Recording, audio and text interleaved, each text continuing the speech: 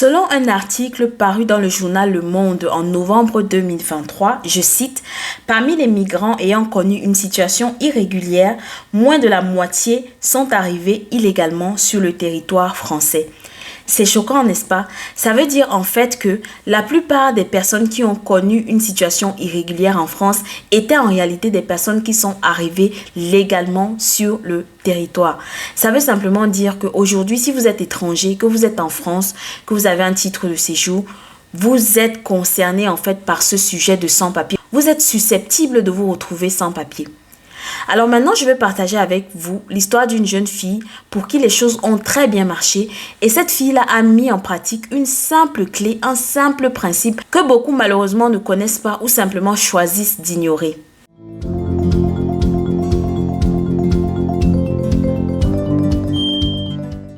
Donc, c'est l'histoire de Karine. Karine, c'est une jeune fille d'origine africaine qui est arrivée en France il y a quelques années et qui a fait des études en management. À la fin de ses études, elle a obtenu une licence et elle s'est dit qu'elle voulait se spécialiser. Mais Karine n'a pas fait comme tout le monde. Karine s'est posé une question, une simple question qui a changé positivement la suite de son histoire en France. Parce que non seulement elle a trouvé du travail directement après ses études, mais elle n'a pas eu de problème pour changer son statut, c'est-à-dire pour passer d'étudiant à salarié. Et même, elle a pu faire une demande de naturalisation. Donc, Karine est aujourd'hui française. Donc, quelle est cette question-là qui a permis à Karine de changer positivement le cours de son histoire en France? Karine s'est posé la question suivante. Quels sont ces métiers où il y a de la demande et qui recrutent facilement les étrangers? J'aimerais attirer ton attention ici. La question de Karine a deux volets. Premièrement, quels sont ces métiers qui sont en demande? Mais deuxièmement et surtout, quels sont ces métiers-là qui recrutent facilement les étrangers? Et l'erreur que beaucoup font, c'est qu'ils se posent la question, quels sont ces métiers-là qui sont en demande? Mais ils oublient qu'il y a des métiers en France qui sont en demande, mais qui ne vont pas aisément recruter des étrangers. Et je vais pousser le bouchon un peu plus loin sans m'attaquer à qui que ce soit. Je ne porte pas de jugement. C'est simplement une observation que j'ai faite. D'ailleurs, je vous laisse me dire en commentaire si vous avez fait la même observation que moi, la même remarque que moi. C'est qu'en France, il y a des professions où quand vous avez... je ne vais pas trop parler parce que YouTube risque de me faire des restrictions, mais vous avez compris ce que je veux dire. Ce sera difficile pour vous d'être recruté en fait dans certains postes. Je prends un exemple. Dites-moi combien de responsables de ressources humaines comme ça vous connaissez en France. Je parle bien de responsables, je ne parle pas d'assistants. Pourtant, les ressources humaines, c'est un métier qui est toujours en demande dans presque tous les pays parce que forcément, toute entreprise a besoin de personnes qui vont l'aider pour la gestion de son personnel, n'est-ce pas? Mais en France, je remarque, en tout cas, j'ai observé qu'il y a très peu de personnes d'étrangers, en tout cas un certain type d'étrangers, qui sont recrutés dans des postes à responsabilité dans les ressources humaines.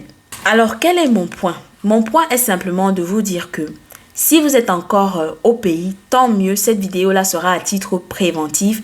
Mais même si vous êtes déjà en France et que par exemple vous êtes en train d'étudier, vous vous rendez compte que vous n'avez pas choisi la bonne filière ou alors vous vous rendez compte que c'est un métier qui ne recrute pas forcément, vous avez encore la possibilité de changer les choses avant qu'il ne soit trop tard. Je dis toujours, j'ai été sans papier pendant 5 ans et c'est une expérience que je ne souhaite pas même à mon pire ennemi. Alors pour moi, si vous avez la possibilité d'éviter cela, faites tout pour éviter cela. D'accord? Donc, si vous êtes déjà en France, ce que vous pouvez faire, par exemple, c'est faire une réorientation professionnelle.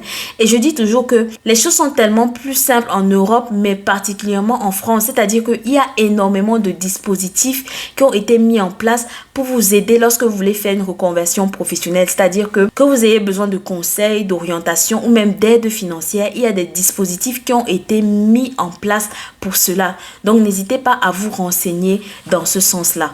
En 2024, là, il faut vraiment être stratégique en fait. Le monde du travail aujourd'hui a beaucoup évolué. Aujourd'hui, trouver un travail est devenu beaucoup plus difficile qu'il y a quelques années. Pourquoi? Parce que non seulement il y a plus de population, le marché du travail en lui-même évolue, il y a de nouvelles compétences qui sont demandées. Et si vous n'êtes pas à jour, si vous ne suivez pas, forcément, ça sera un peu plus compliqué. Donc vraiment les amis, arrêtez de venir en France étudier les choses comme marketing, communication, gestion d'entreprise, s'il vous plaît. Demandez à la plupart des personnes qui se sont retrouvées sans papier. On a tous fait ça. On a tous fait cette erreur-là d'étudier ces filières-là. C'est vrai que peut-être dans le temps, c'était des filières prometteuses, mais ce n'est vraiment plus le cas aujourd'hui. Et comme je dis, encore en France, il faut toujours garder à l'esprit que vous êtes étranger en fait. D'accord? Donc, il y a des endroits où ça sera forcément plus difficile d'entrer que d'autres. Je ne suis pas en train de décourager qui que ce soit. Je suis simplement en train de dire que il vaut mieux être préparé et avoir ces informations-là. Si vous voulez venir étudier en France, choisissez des métiers porteurs, des métiers d'avenir et surtout des métiers où vous avez la possibilité d'être recruté facilement après avoir obtenu votre diplôme. Donc voilà ce que je voulais partager avec vous dans cette vidéo. Je vous laisse me dire en commentaire qu'est-ce que vous en avez pensé. Peut-être que vous avez aussi des ajouts. N'hésitez pas à les mettre également en commentaire. Si c'est la première fois que vous découvrez cette chaîne, bienvenue. Mon nom c'est Alcini Difo et ici on parle des défis de l'immigration. N'hésitez pas à vous abonner, liker et partager. Et moi je vous dis à très bientôt avec une nouvelle vidéo.